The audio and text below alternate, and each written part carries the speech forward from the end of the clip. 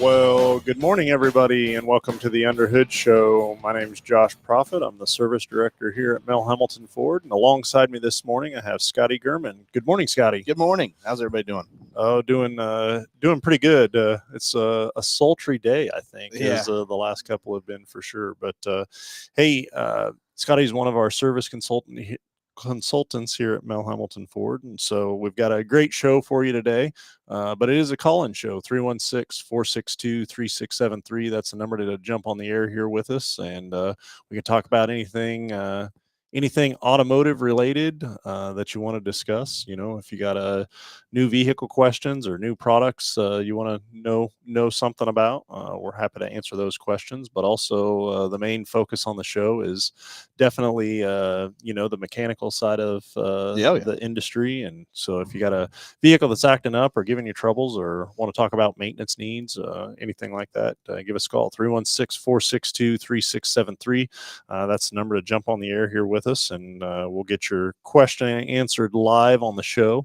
Again, 316-462-3673 is the number to jump on the air here with us. And so for each and every caller that calls into the show, we're going to send you out a package that consists of the works, which is an oil change and tire rotation. With that, we do a safety inspection on the vehicle, checking all over all the components, steering, suspension, tires, brakes, all making sure that it's ready to go for that next 5,000 miles of driving. Fluids, batteries, all that good stuff. We use Motorcraft oil and filter products here at Mel Hamilton Ford. And then, so while we're doing that, you'll also get yourself $10 to Mel's Diner. So you can get yourself something to eat and drink while you're here in the store with us. Complete nitrogen for your tires. So you get all the great benefits that nitrogen has to offer. And then a BG products package, which consists of a can of MOA or motor oil additive for your engine oil, and then a can of 44K for your fuel system. Again, just getting that vehicle geared up and ready to go for that next 5,000 miles of driving. So with that, good morning, Scotty. Morning. How's it going? You know, it's going really well. So I appreciate you being able to join us this morning. And Phil, I think we'll be back next week, and so get some normalcy back on the show. But hey, it is a call-in show, 316-462-3673. Let's get the phones ringing here this morning. So we've talked a little bit yesterday about potential topics for the show. And, so as I was explaining to Scotty beforehand, we can have a list of stuff that we go through, and then you get a caller, and it just heads wherever they want to go, which is predominantly the reason for the show, right? Is to talk about, hey, what's some automotive knowledge or things that you want to know about that we can help or share for sure. But one of the things you had mentioned was, recalls, or talking about recalls. Oh, yeah. And oddly enough, just this week, I've had a couple of situations or instances with customers. I've been in this business, or the automotive business, since I think I started in 96. Okay. And even, and Phil would attest to this, even. Well, Phil was in this industry like freaking dinosaurs. Well, even previous before that as well. But recalls are something that have evolved so much over time. And, from your perspective, and I guess my perspective on this, like, it's a bittersweet, right? So the media will take and get a hold of something and say, hey, this vehicle, let's use an F-150, for example. Yeah. An F-150 has a recall. And then as a consumer, you're like, well, I heard an F-150 has a recall. Yeah. But there are so many different, options on that vehicle. And that was my first point. That, and even being in the business each and every day and working at it and getting those updates and knowing, recalls that are released, and you can read through all of it. But the only way to know if it applies to that vehicle is to do the due diligence, to go through and, make sure that it checks all the boxes, right? Oh, yeah. And so, when the manufacturers have to release the recall as soon as possible. Yeah. Because otherwise they'll get fined from the National Highway and Transportation. Right. And think about that logically. I mean, if they know it's a problem, they don't want somebody to know that there's a problem, continue to, promote a vehicle or something like that, knowing it's a problem. And so as soon as they know, it's more beneficial to them to tell people that, hey, there's a recall out of it. So sometimes you'll even get a advance notice of like, hey, we know there's a problem, just so you know, we know there's a problem, we're working on the fix right now. And that's what I'm seeing a lot more often, at least in the 20 years I've been doing this. So that's a more frequent thing. Yeah, I would agree with that. So they've got to, as soon as they recognize it and say, okay, hey, there's something going on there, they may not even know how to fix it or address it, but they've got to get that information out there. Right. And so in doing that, I mean, I understand why and what that does, but it also adds an extreme level of confusion. I mean, because we can go through and read bulletins and recalls and advance notices, and at a dealer level, at somebody that's in the industry, doing it day in and day out, and you could be confused at what the proper procedure is, right? And so I can only imagine, as a consumer, you receive one of those letters or you hear about something, and just the sure unknowing, not having the knowledge of the industry and what's going on and stuff like that. And hey, I've got a letter here, or I've heard that my vehicle has an issue, I need to get it taken care of. Right. And in some cases, parts may not be available, or they're on a restricted release and stuff like that. And so that's one side of it. And then the other side of it is, again, knowledge is important, right? And to know what's going on. But just because they say 2021 F-150 has a recall doesn't mean that every 2021 F-150 has that recall. Right. Actually, and I'm glad you brought that up, because that was going to be my first point. And an F-150 is a perfect example. The F-150 is the most popular truck sold in America and has been for many years. And so when you have like the news come out and say, hey, there's a recall on F-150s from 2015 to 2019 or whatever they say, that is a broad number of vehicles. And naturally what ends up happening is, when that happens, the dealership's phones the next morning are exploding, because people are trying to figure out, which good, because that's what you should do. And as a consumer, you want to protect yourself, make sure that your vehicle's safe, from that side of it. And but you're exactly right. You have different trim levels, differentials, engines, all kinds of things that recall may entail to that. The only way that we can look up and see is if it's very VIN specific. They know which vehicles they are. And so I think while that's good that happens, is letting the public know from the media perspective or whatever, sometimes it's almost like, hey, if you ever hear that stuff, just give us a call, because that's the smartest way to figure out if yours is affected or not. So you'll get fired from the show.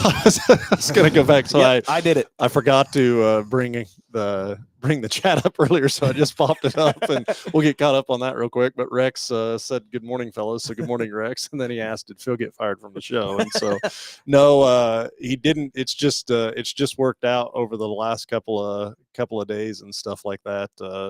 That it just didn't work out, right? And so, yeah, I'm almost positive that he'll be back live next week. So until then, you're stuck with me. So, but I appreciate your patience in that. And so he is alive and well. I promise that as well. So should be back next week.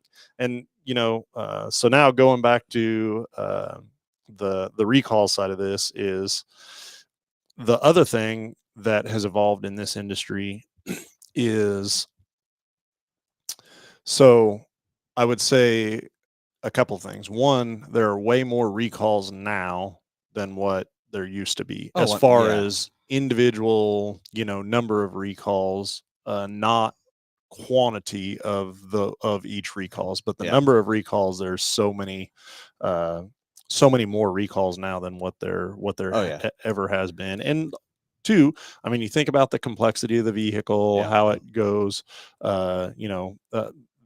the majority of recalls at this point are software updates, are reconfigurations of software. And I think that at least on the Ford side that I can see, is they are trying to lower the number of recalls, because the newer vehicles are coming out with modems and the ability to do software updates without even coming into the dealership, remotely. Yeah. And so they can see that, which is awesome, by the way. But I would say, I mean, what do you think? 90%?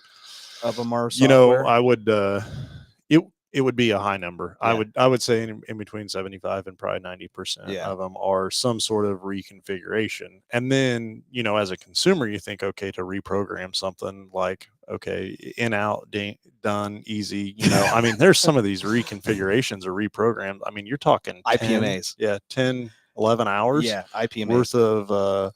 worth of work to get completed, which is absolutely crazy if you think about that. But so there are obviously some pretty big changes happening in that amount of reprogramming time for sure on the vehicle. Absolutely. And you make a great point with the complexity of these vehicles. I don't know when they started, but front facing cameras and rear cameras and all of that stuff. I just know the biggest one for me that I've had to deal with is an IPMA, which is the front facing camera system basically. And I know for a fact that recall or that reprogram can take up to 11, 12 hours by itself. So got Brett on here being funny. Says, "Hey, all, good morning." Hey, and then he says, "Looks like Phil's got hair." So he will appreciate that comment. I will pay to have him wear a toupee on this. Oh, that would be hilarious. Yeah, don't think that's happening or at all ever. Right? So, I don't know. You can ask him though. Okay, I'll be sure. But hey, call in show 316-462-3673 is the number to jump on the air here with us and talk about anything automotive. So want to go back, got a couple more things just in regards to recalls. We talked about as far as the actual physical number of recalls that are out there, not necessarily the quantity of each number. Yeah. So way more in quantity of number of recalls out there, but way fewer in the quantity is for each recall. Sure. And predominantly that's due to just how much quicker they're moving in getting that information out, right? Yeah. And then the flip side of that is, I think, documentation from the manufacturer as they're assembling stuff, what specific components go into each vehicle. I mean, you think of something as it's rolling down the assembly line, and then they have somebody that a manufacturer of a product or a vendor for one specific item, they run out of material or something happens and they've got to shift or move. And so the documentation of that change took place specifically on this VIN number going forward. Right. And so I think it's just so much more in-depth knowledge of the manufacturer as they're assembling these things of how they're equipped in each vehicle. And, from a standpoint of, okay, well, we're doing a software change and that started on this vehicle and anything going forward. So definitely more VIN specific. And where I guess I'm headed with that is going back to that same scenario of a somebody placing out, or a newscaster or media placing out information about a recall on a 21 F-150, kind of picking on the F-150 today, but sure. From a consumer site, okay, 21 F-150 is this, but from a manufacturer's site, is that recall maybe only pertain to, I've seen as few as 50 VINs. Yeah. Oh yeah. Specific. Yeah. There was one that's fairly recently that I think it was like 120 vehicles or something like that. It was nationwide. And so you think about that, I would maybe not compare it to lottery numbers, but like the odds of your vehicle being the one that has that one specific recall when there's 150 vehicles nationwide that would potentially have this recall is pretty slim, right? Sure. And so what are some advisements to a consumer? Like, how do you do this? How do you figure it out? What are your suggestions to make sure that, hey, my vehicle's safe? Yeah, I know. And to toot our horns, we're good at it. We every single time we check a vehicle in, we're required to check for recalls. If a vehicle has one, whether it's an advance notice or not, I mean, that's one of the things that we check with every vehicle that comes in. It makes us do it. Like that's a thing that we're just not going to skip over. Sure. And that is a huge advantage with going to the manufacturer, and that we automatically check that. You go to an aftermarket facility, they would have to basically jump through so many more steps to figure out if the vehicle they're working on has any kind of a recall. And that's happened before to me. I've had customers that end up calling because their vehicle has been in another shop for 2 weeks, for them still trying to figure it out, and the symptom that they have could have easily been figured out by me just by running and been like, that symptom is actually a recall that's been out for 2-3 years, and yes, we can get it in, but they just wasted 2.5 weeks at another shop. So lots of things like that. From my perspective, this just adds so much more importance level to the multi-point inspection of the vehicle, because I view this as being part of that, multi-point inspection, or the entry level to the multi-point inspection, and that is checking over the vehicle to make sure there's no active recalls on it, right? And so it's fixing a problem before it's a problem, right? And you're only going to be able to do that by servicing your vehicle on a routine maintenance at a facility that would understand the importance of that, but then also, make sure that they're taking the time to actually do that and make sure that everything's okay. I think of just the number of tools that we have in place here to ensure that happens. So one, the tablets being able to check the vehicle in on the service drive, actually scan the VIN right there, and it just takes out maybe a little bit of the human element, right? So that person didn't input the wrong VIN. We're checking the right OASIS. I mean, it automatically, when you scan that VIN, it comes up the OASIS, or the manufacturer's, notifications of recalls comes up right there on the screen. You get a icon, whether it's green or there's nothing, or there's a red dot, meaning there's something. Like it takes a little bit of the human element out of it, right? So that's one thing that I believe that we've went above and beyond just to try and ensure that that vehicle is good to go when it leaves. The second thing that I can think of, off the top of my head, is the drive check machines. And so you can talk about that just a little bit, what they bring to the table and offer to the consumers. Drive check machines are at both locations, Quick Lane and the main dealership. You drive in, it does quite a bit of things. It takes pictures all around the vehicle, which is one. The next thing is it measures the tread depth of all of the tires, so all 4 of them get tread readings. And then the other thing is it checks the alignment on the vehicle too. So it's a very nice tool to have. A lot of those things, an advisor can go up and look at tires and say, hey, well, you're getting kind of low, but it's nice to be able to have that instant reading that comes up, and you can be able to see a lot of things that you wouldn't be able to. So how's it getting the alignment specs off that thing?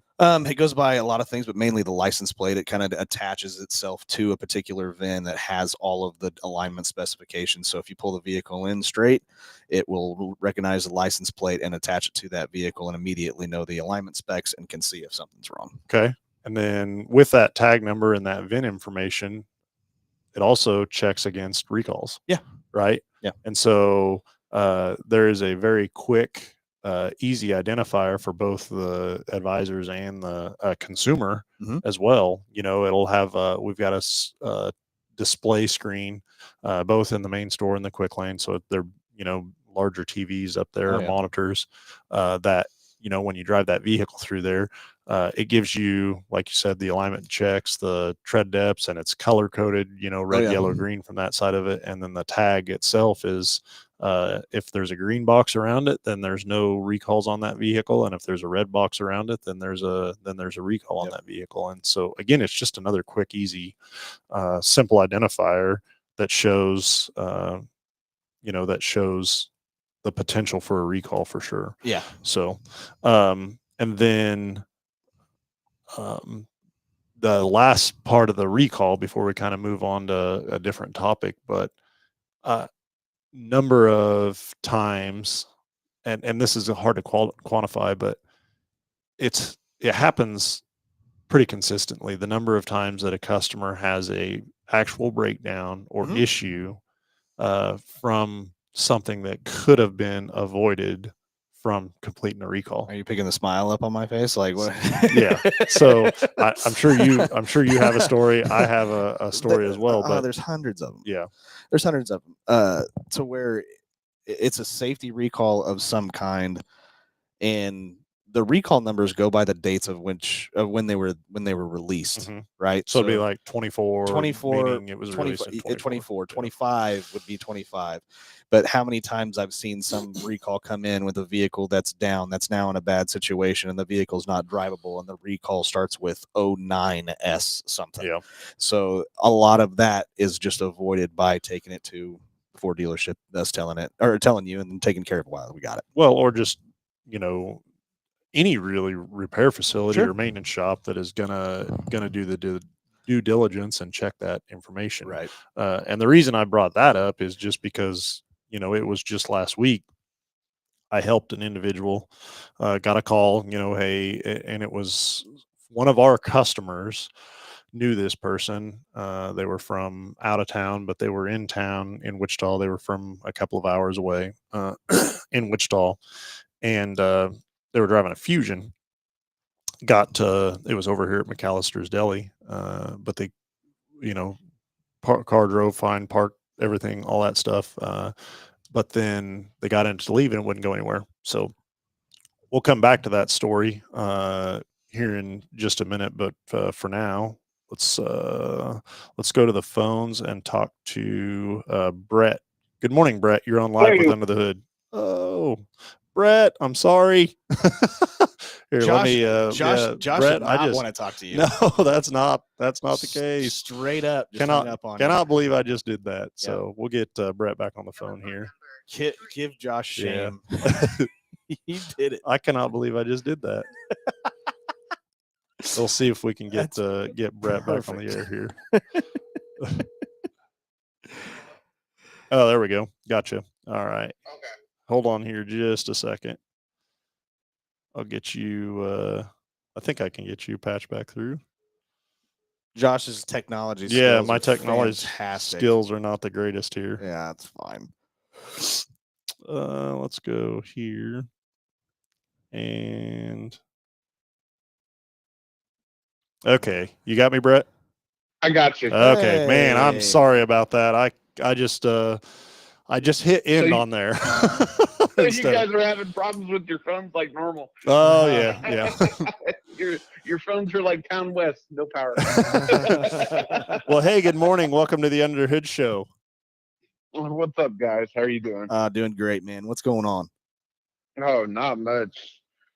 Just buying aftermarket parts for my Bronco. Oh, boy. Okay. Yeah. So we've seen that thing in here. It got to spend a little bit of time with us. So it did get it spent a month with you. Yeah, I checking over. So the last time you called in the show here, I went back and checked it out just because Phil had told me about how many different accessories you have on that thing, and there's a couple on there for sure. Just a little bit. So what's the next thing? What are we looking at?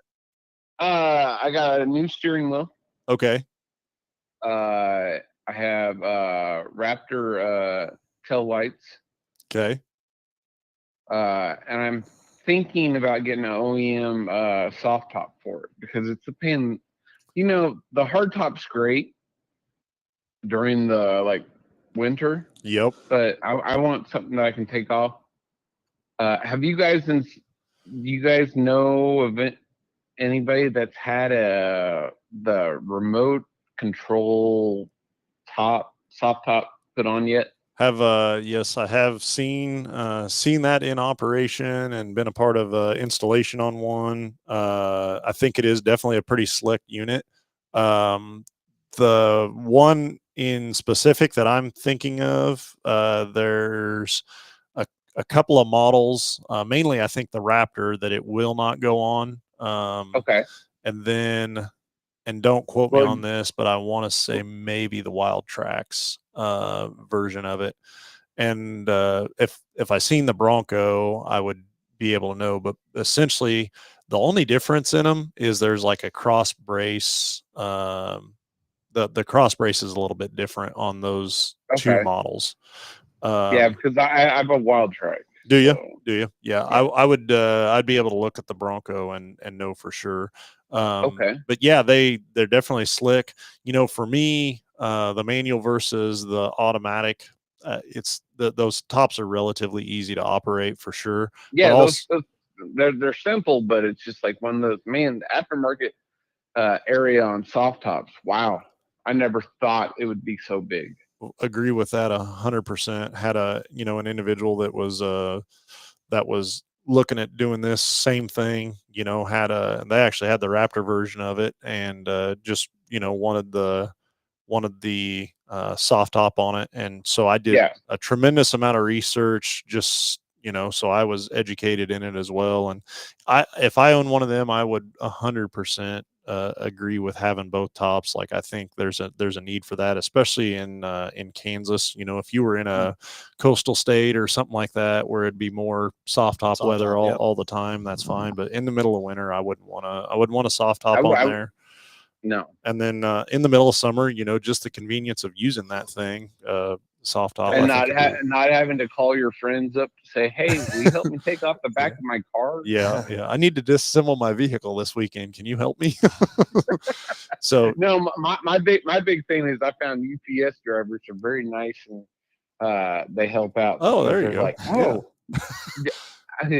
I can help you lift it. Cool. And then that driver's looking at that address going, all right, Brett just ordered this package so he can help me get his top off again, or I can help him get his top off again. So, yeah, very good. So happy to help with that top deal. Okay. Back on the recall thing. Okay. Yeah. Man, the Broncos had a crud load of recalls from the camera system. And finding parts for that was fun. There was, and shame on Ford also, a little bit for the launch of that thing, in my personal opinion, but it just kind of got black eye after black eye. But then also just the times of things, with and I hate to even say the word, but with the virus and stuff like that, it just really, the launch of that thing was could have gone so much better. But I wouldn't be shocked if they recall the steering rod somewhere in the future, because mine went bad, and it didn't go bad because I have a lift, or it didn't go bad because I have aftermarket tire rods. It went bad because the steering rod went bad. Yeah. And I wouldn't be shocked if here in the future that it gets recalled, because they've been known to go bad. Well, and that's something too, we can talk about as well, is that, as a consumer, you think, or you read, the internet is very good at feeding you a lot of information about anything you want to know about. And some of that information is accurate, and some of that is not accurate. Right. And so, and it's human nature, right? I have this issue, so I'm going to go out and do a little research on it, so I'm educating myself. And then you see all these other people that are having the same problem, or what you believe to be the same problem. But from the manufacturer standpoint or a consumer standpoint, there's reassurance in knowing that, okay, this is maybe an area that there's been a lot of talk about, or a lot of discussion about, that is problematic.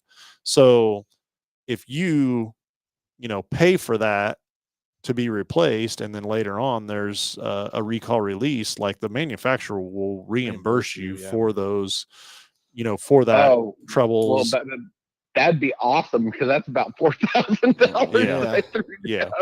And so it hurt. Yeah. I'm not, but it helped my Ford Rewards points.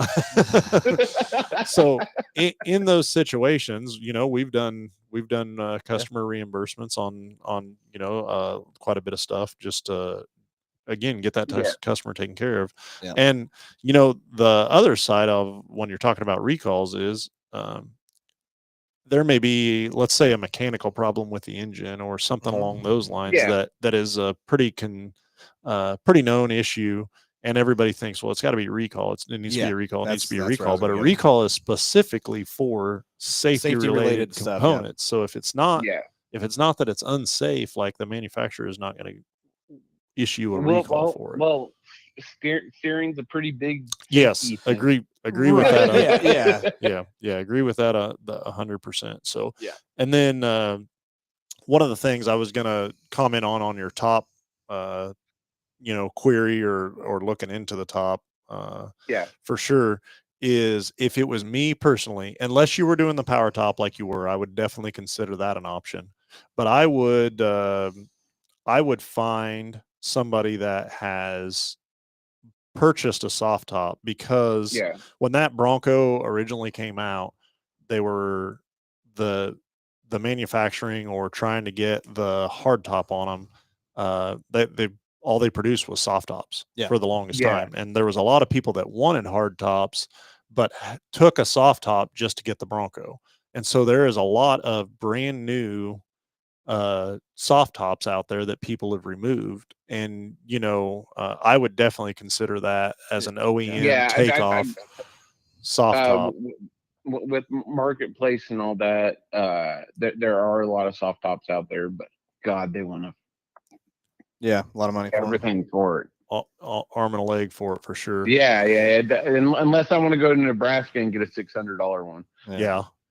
And then too, I mean, anytime you buy something secondhand or like that, even though it was brand new or taken right off the vehicle, there is a probability of what's that seller like, how's that work out, stuff like that. And what I will tell you, have you seen one of those operate, Brett, as far as the soft top? I haven't seen the I saw a little short on YouTube on it. And I was like, wow. And I mean, even he just pushed a button. Yeah. So how about even just the manual version? Have you seen a manual soft top? I've seen the manual soft top. I'm part of a couple Ford Bronco forums here in town, and we all get together and go to Rigs and Coffee. And very cool. The linkages and how that, I mean, it's like a transformer. Totally. What that thing does. And so what I will say with that is, when you're putting it on, that's something that there's so many different adjustments, and on it's really something that, in my view, it's not a beginner project for sure. Somebody with a little more experience, just because of all the different adjustments and seal points and stuff like that. Yeah, I was going to do the slant back soft top for the Bronco, and then I have DS18 8s on the back. Yep. And it didn't. So my speakers stick out a little bit farther, and it didn't cover it. So I'm like, well, shoot. Now I've got a soft top at the house that I can't do anything with, because they didn't think that people would buy holy crud speakers to put back there. Yeah. Put back there, and I did, and yeah. So the plan now is the power soft top, right? Yeah. That or find an OEM. I know Trek Talk also makes one. Yes. And I've been in talks with them with it, because they might want a video cut and what I think about it. So gotcha. Okay. Well, very good. So yeah. Well, very good. Great questions, and appreciate the business for sure. Not a problem. You guys take care. You too, man. Have a wonderful day. Right, hopefully Phil gets hair. Yeah. No, it's never gonna happen. He pulled all of it out. I probably was the cause of some of it. Hey, it's okay. Being 6'8", I stood underneath a couple ceiling fans. Yeah. Easiest haircut ever. Nice job. Very good. Have a good day, bud. All right, later, guys. See ya. Hey, very good. Call-in show 316-462-3673. That's the number to jump on the air here with us and talk about anything automotive. Yeah, so there you go. I tell you, so I'm sure you've probably seen it. Yeah, but, I've seen it. I've seen it. It's white. Yeah. And there's all sorts of accessories on that thing. Sure. And he takes pride in the fact that he's got probably the most accessory Bronco out there. So, but it looks pretty sharp for sure. And if I had one of those things, I'd definitely be interested in a soft top as well for the summer months and stuff like that. So we went to last night. So we were at the Reno County Hospice House, was a event, their annual fundraiser event as well. And so for that deal, we donate a car, and it was a 3-year lease. was kind of their grand prize at That's the end, awesome. and sold raffle tickets. And so you get there's 10 names that you end up drawing for. Each person gets a key, not a T, Yeah. a key to that, and then one of them starts the vehicle, and whoever gets it started wins that deal. And so it's something we've done. I think 14 years. I think is what we decided last night. It's a fun event. It's for a great cause. But anytime we do something like that, I guess obviously kind of in charge of the key process and how that works. And you have all these different vehicles, some of them have intelligent access and it's a push button key, and some of them have an actual physical key, and then the fobs are integrated into it. And so you got to make a key work, but a fob not. Or so it's always a fun time or challenge to figure out, okay, go through this process and make sure. And then, every time I bet I go through it 100 times before, because I mean, you're talking a huge crowd of people right up there, and the last thing you want to do is have a person who got a key that starts the car and it wasn't supposed to be, or vice versa. You go through all 10 keys and none of them started it, and it's like, oh, so it's that's great. And I don't know why, but it seems like it's every one of these events we've ever done, it's always been like the first person that jumps in and starts it, or it's always like the second to last. Nice. And man, from a crowd perspective and an energy in the room, you really don't want it to be the first person to start it. But then also from a perspective of a guy that's responsible for making sure and knowing that that vehicle starts and the key worked and everything's okay, you really don't want it to be the last either. Because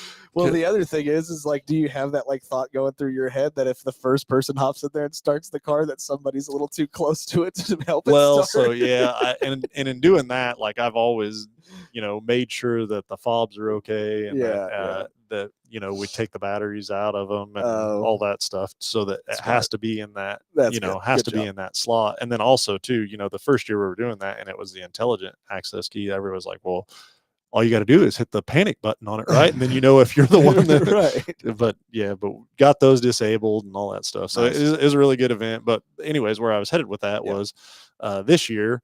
So I think it was the 8th key that started it. And man, it wasn't, because we've gone as far as I want to say 10 or 9. And by that point, it's like, oh man, this is way too close for comfort. It's always worked out for sure, but it was a great event. The gentleman that won it, so it was a Maverick. It was a 2-year lease on a Maverick. Nice. But then he's elected. What brought this subject up was, we was talking, and just previous that day, he was looking for a new vehicle. Had a vehicle, and that it was in an accident, and so he was looking at replacement of a vehicle. And I was like, well, that's crazy that you're looking for a vehicle and you won one. Just kind of meant to be thing. But he elected to not take the Maverick, and he's gonna look at Broncos. Nice. And so there's last night during our conversation we were talking about accessories and what all you can do to them and upfit them and stuff like that. And there's just so much you can do to those vehicles to personalize them. It's crazy. Oh yeah, for sure. So that's awesome. I hadn't even heard that we were doing that. Yeah. And being in this industry, that's one thing that you see a lot of vehicles come in that customers, obviously take pride in, and then they kind of make it their own, put their own twist on it. And you're like, man, that looks really nice. People getting ideas for that. I think the internet has really changed a bunch. People see something and then bring you a picture of it and say, hey, I want this, or I want it to look like that, as opposed to. And it's everything. It's not just Broncos. If they were still selling Focuses, like people would, I mean, it's their car, it's their baby. And so like I was getting a whole bunch of crazy stuff. But yeah, it doesn't matter what kind of vehicle it is.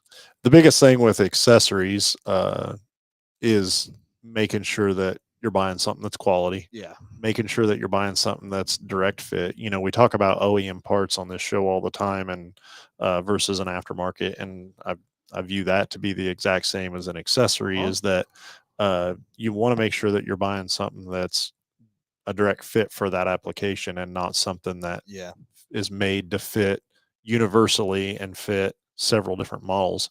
One of the things that I can think of right off the top of my head is I've been involved in several situations where customers were fighting tire vibrations, and they had aftermarket wheels on it, but it was a universal aftermarket wheel, and so there was 3 different lug nut patterns Yep. drilled into the wheel, and then the centric. Some vehicles are hub centric, and some people are centric on the lug nut. And so, to be able to to know exactly which one you want, and I've seen spacers and hub centric ones or wheel spacers on the vehicle, and so when it comes to aftermarket stuff, you really seek professional advice. Oh yeah. In that instance, don't just go out and buy something because it looks shiny and new and nice. Oh and yeah. hey, this is what I want. You got to make sure that it really fits your application, or it can cause you a lot of headache on the backside of it. And they constantly update parts.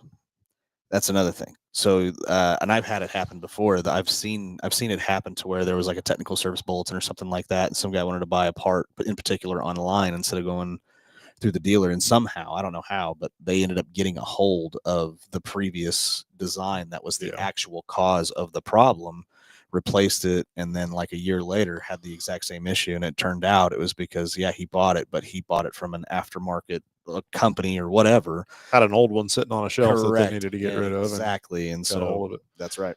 The going back to the wheel side of things, and you're talking about them always replacing parts or doing something different, has been involved in multiple situations where a customer bought an aftermarket wheel that was kind of a not a name brand manufacturer, and within a year or something maybe hit a curb, but then now go back to try and find that unnamed wheel, and now they're having to buy all 4 wheels because that wheel is non-existent anymore. They've moved on from that design, or don't make it anymore, or that manufacturer's out of business or something like that. So there's definitely a lot to the accessory side of things as well. And when something comes in and there's an issue with it, as a technician, that is almost one of the very first sources that you check is, okay, what's aftermarket on this vehicle? 100%. Those are the red flags. Yeah. Could that be causing what this is? Did we inject a issue into this problem? Right. For sure. Right. So, and as the advisor, you're just like, okay, well, have you tried to fix anything since you've had the issue or something like that? And you find out, well, it happened ever since I put on X. And it's like, oh, yeah, that's red flag. Let's take a look at that and see what's going on. Right. Very good. Well, hey, Scotty, I appreciate you coming in and hanging out with us. It's a lot of fun doing this. I really enjoy the calls. Thanks for the comments on the chat line and the calls as well. It's always a good time. And then you take one call and hang up on the person and then call them back. That's what we've done. It's always fun as well. But again, I appreciate you coming in and hanging out with me and doing the show. But we're gonna sign off, and then we'll get back live next week. Phil will be here. Phil will be here. I'll make sure of it. Are you sure? We'll see. Okay. We'll there you go. But everybody, you have a great weekend. Stay safe, and we will talk to you next weekend.